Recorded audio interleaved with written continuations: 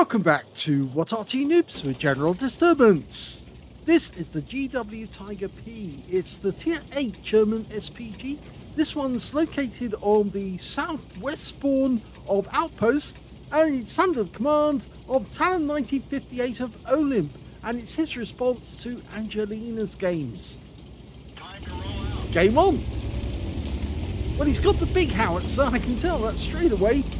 Because he's got no muzzle brake on the end of the gun. This is the 21cm howitzer, capable of 900 alpha, 53mm of pen, and 11.4 meters on the blast radius, with between 12.5 and 31 seconds of stun.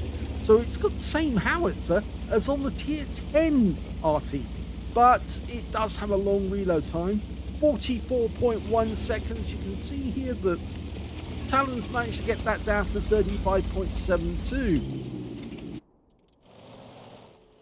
Okay, he's just sorting out his target. It's not a very fast Arty. In fact, it's a very slow Arty indeed, made from the Tiger P hull. Of course, they never made any Arty from this particular hull. Oh, we just saw Tracer coming out from the corner, so we know the enemy Arty is somewhere behind the in the corner. Rounds out. Well, despite that being a little way away from the T26E4, he still managed to get some stun and a bit of splash. Only 19 hit points, but the 237 hit points of stun, that was much more important. And you can see a few rounds actually did hit his armor. One appears to have hit the front of the vehicle, and it did pen. That was probably the 237. Another round actually hit the gun shield on the turret. As you may know, that there was only one T26E4 that actually had that armor, and oh, another hole, and that actually was Panther armor that was added to the T26E4. They actually took a Panther and they cut some scrap off and they put extra armor on the Persian. You know, nice solid hit there. He managed to get a bit of damage on the T26E4, but he also damaged the T95 because he was right alongside at the time the shell went in. Rounds out. And again, it hits the side of the T95 this time. He's stunned, but he's still making his way forward, trying to get into the castle grounds.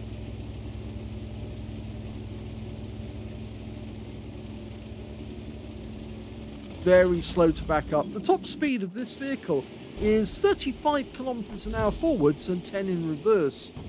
So it is a bit slow. And as you may know, talon1958 and angelina75 do play on the NA server. And the NA server is particularly hot at counter battery. So it actually does sometimes pay to drive forward and slightly to the left or to the right, because that would at least be faster, and he's doing it now exactly as I've suggested, because it's faster to relocate to a new position and avoid the counter battery.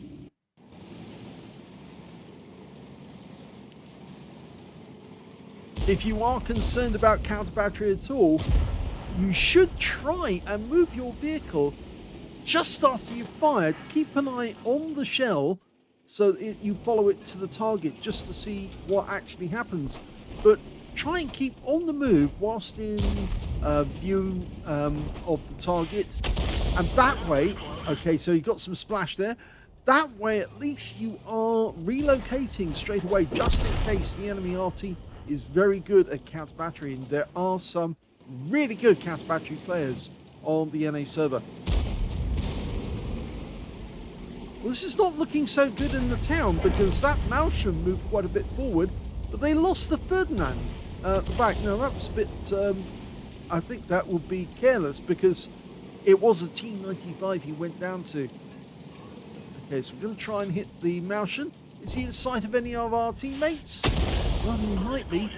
350 hit points from that one, but no stun assist so far.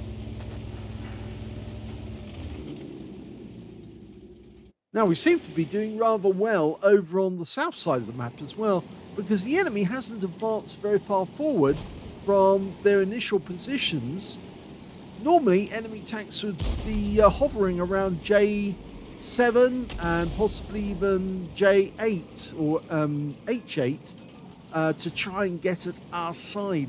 But on this occasion, it appears that they're not doing that. Yes, that was just too close to the buildings there for that shell. They've actually held back, and it now looks like some of their guys might be maneuvering to get over onto the north side of the map and help their guys over there.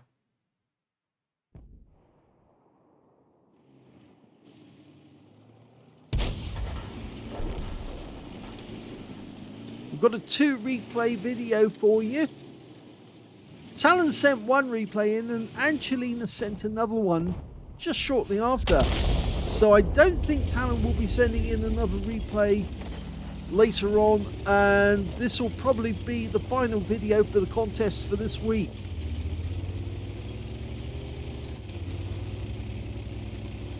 He's making his way right into the corner here.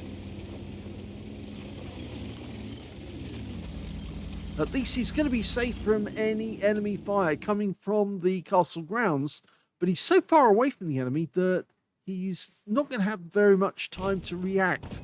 It does help to be closer to the enemy. There's much more chance that you'll be able to get a shot on target. At the moment, he's 3.6 seconds flight time from that T-25-2, but he's still managed to land the round just behind him. And now that Malshin's come down to try and deal with the T-95 and the A phase 1, but I think he's bitten off more than he can chew. And it looks like the A phase 1 is going to be taking it out on that guy.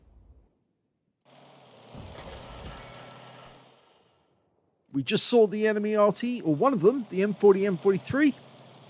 He's relocating. And the M12 is somewhere. Oh, there we just found out where he is. He just fired, and he's just over to the right.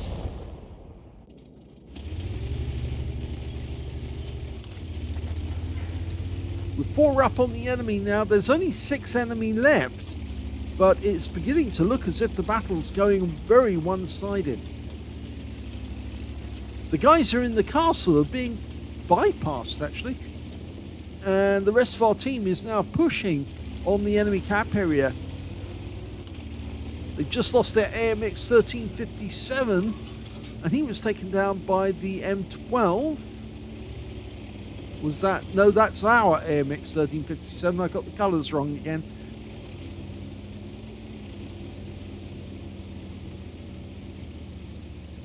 Okay, this should be a much better position to fire from, because the enemy Arty isn't going to be working out that we're firing from this direction. Not a regularly known firing position, this one. Well, that T-25-2 doesn't appear to be up there. These guys are still in the castle grounds, but we do have a red line, and that indicates we don't have a shot, a clean shot, in that direction. We do have shots on these guys, or at least not on the Yak Panther yet, but if he backs up a little bit more, we will. Okay, the T-25-2 is a one-shot. We fire at the Yak Panther. Oh! Well, he went down. Definitely. And the T-25-2 went down as well. And that means there's only 3 enemy left. The T-95 Doom Turtle and both Artys.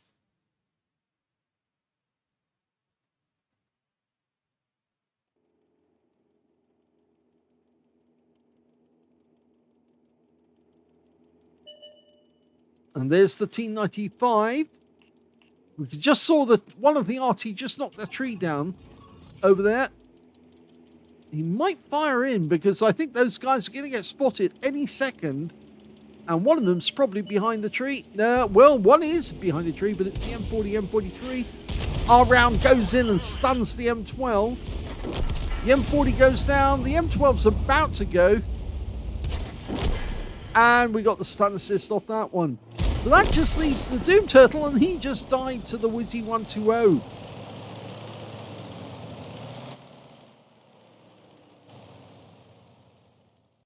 Here's is the end of battle stats, and that was a second-class tanker for talon1958 of OLIMP in the GW Tiger P. He managed to get a Bruiser medal for getting at least 5 critical hits. In fact, he got 12, and he got a Confederate as well, hitting more of the enemy than anyone else on his team. At least 6 tanks subsequently taken down by other teammates. We can see that in this game he got a win rate of 2,769, which is Unicum level standard. So let's have a look at the team score and see where he was. Well, he was about mid-table on damage on his team, but not on the enemy team. He would have actually been better than anyone on the enemy team. And we can see that the highest damage was actually the Axtron Rex, who managed 3,000 hit points. The A Phase 1, 2,674. The T95, 2,482. And we can see that Talon managed to get 2,151. The Pershing on our team picked up a steel wall. And the Type 57 got a tank sniper out of the game. When it came to kills, we can see the highest scorer was the Astron Rex again. 4 kills to him. 3 kills to the T95 and the Type 57. And 2 kills went to the A Phase 1 on our team. The Malshan, the M12, and the T95 on the enemy team. Talon only got 1 kill. But when it came to base XP, he's much further down the table because the Wizzy 120 got 958, the Type 57 933, and the Astron Rex got 929, with Talon getting 807. He fired 12 rounds, got 4 direct hits on the enemy, 1 penetrating shot, and 10 splash. Damaged 2,151 hit points, all of it at more than 300 meters. Damaged 80 the enemy, killed 1, so there's the Confederate. 340 hit points of stun assist of 10 stuns. And on a premium count, we made a profit of 8,871 credits and 2,421 experience points. The tank that he actually penetrated in the game may have been the Yank Panther, actually. Yes, it was, actually. That vehicle was hiding behind the rock face. It didn't have a clear outline. But Talon managed to get the shell to go right onto the top of him, and that put him out the game. But does this put Talon in the lead? Well, the last and the highest score that Angelina sent in was this one. It was the second class Bruiser and 2,337 win 8. And so, yes, this means that Talon has actually beaten Angelina for the lead at the moment. So he's currently in the lead. And we've only got Angelina's last game to see who actually wins the contest. So let's have a look at Angelina's replay and see if she does it. The second battle from Angelina is on the Malinovka map, South Spawn, and she's in the batch at 155.55. Game on. 1 mark of excellence on the barrel. You saw this Arty in operation yesterday in the replay we sent in. It's getting very close to the weekend, or the Sunday morning, and that's normally when we have the cut-off. It's currently in the middle of the night on Sunday morning, so that's when I'm recording this. Hopefully this replay will actually publish on Sunday lunchtime. Of course, that will still be in the morning in America. Talon and Angelina actually live in Maine, which is a very, very lovely state on the east side of the coast. It's a very rugged coast or rugged area, and of course there's a lot of hard workers in Maine. Said to be one of the hardest working states in the Union. Okay, Skoda changing course, so going for the 703 instead. Rounds out just ahead of the 703. The standard reload for this RT is 28.76 seconds. It's 680 alpha and 48 millimeters of pen. 7.6 meters on the burst radius, 12.25 to 27 seconds of stun. Oh, that was a direct hit. Yep, that was definitely a direct hit. The Gorilla 15 would have felt that one. It's a tier 10 game with tier 8 tanks. So, yes, she just smacked a Gorilla 15. And Gorillas don't have much in the way of armor. So that shell could have penetrated him. As I said, 680 alpha and 48mm of pen. If the gorilla doesn't have any armor, it's going to go straight through. We could have a penetrating shot from that one alone. It's one of the faster Artys as well. 56.3 kilometers an hour, so it can relocate very quickly. Plus, of course, it's got the benefit that this Arty can, of course, position itself in such a way so that it can move in a different direction from where it's pointing. Okay, 3 tanks together. Rounds out. Well, she got 2 stuns out of that one. And let's see if she gets any stun assists. Not so far. Oh, now she's getting it. Now she's getting stun assists. These guys are milling about, making themselves very easy targets for Angelina.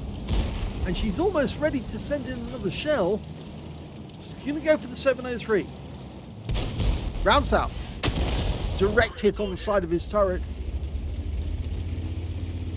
Again, changing position. It throws the enemy Arty off. They can't get a direct position for you if you keep moving every now and then. The enemy have actually pushed through on near our cap area, so they do have a T-49 down there and a Centurion 5-1. But so long as we've got a Type 57 and our own T-49 in the vicinity, they're not going to be able to move very far. And I think Angelina is going to be very cheeky and try and land a round right through that hole. Well, she splashed him for 241, and she's getting stun assist off that as well.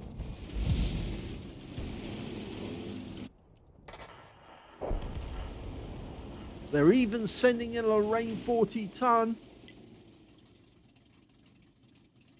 Their tanks are milling around up near the ramp as well, so it looks like the enemy really isn't taking their position into account. They should be trying to avoid grouping together the way they are. It actually does work against them. You can put a round through when you hit more than one tank, then obviously you're giving your teammates a chance to take them all down. Lorraine's falling back, or is he using the bushes? He's using the bushes to try and change his direction of attack. Rounds out. And she gets a kill. The Rain 40-ton didn't move fast enough, and he's out the game.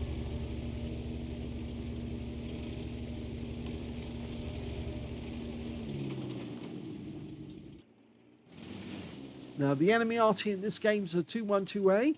Tier 9 Soviet SPG, and she's again aiming to try and get a shell into that T-49 hiding in the wrecked house or the wrecked barn.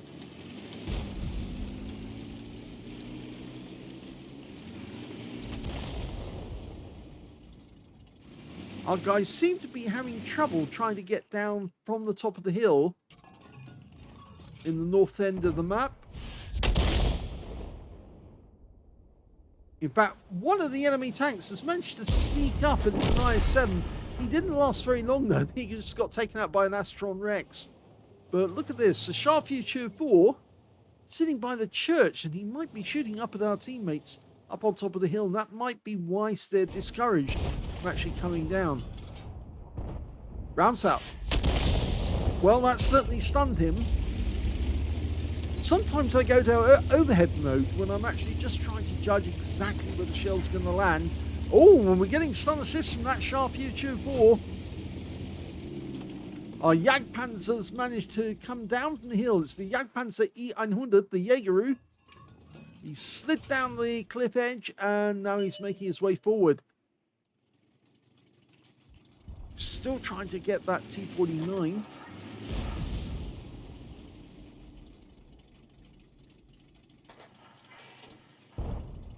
Rounds out. Bit of splash on him there. Our guys are now moving in on the enemy in the north end of the map. Now might be the time to actually move across the map and get behind the Centurion Action 10 and chase after those enemy tanks. We're still trying to nail the T-49. There's only 4 enemies left. They have lost the T49 now, but they've got the Centurion 5-1 somewhere down the south, the Skoda T50 in the north, and of course that 212A. I think, yep, Angelina's realised the game might be over very shortly. She's looking into the woods where the Astron Rex is looking. There he is. And there's the Centurion, but the turret hasn't turned all the way around yet. She's waiting for the turret to follow it round. It hasn't come all the way around. Now it has. Okay, dials in quickly, fires the round in, and... oh, that was a direct hit. There was no explosion, but that 212A has just been taken out by our teammates. And now is only 2 enemies remaining, the Skoda and the Nomad. Skoda, well, he goes down, he was tracked. Nomad somewhere over in this corner. Not many places for him to go now.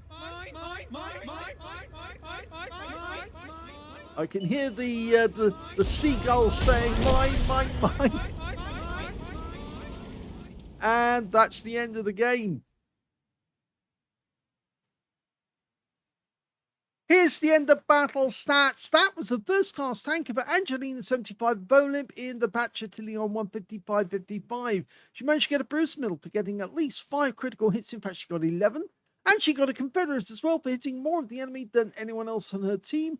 And her win rate from that one, 2,000 exactly, which is very good indeed. Let's have a look at team score. Well, she was near the top of the table, but the highest damage was actually our Centurion Action 10. He got a high caliber and Confederate for 6,395 hit points. Second highest was the 60 TP, 5,032. And the third highest damage was the Strib 103B with 2,182.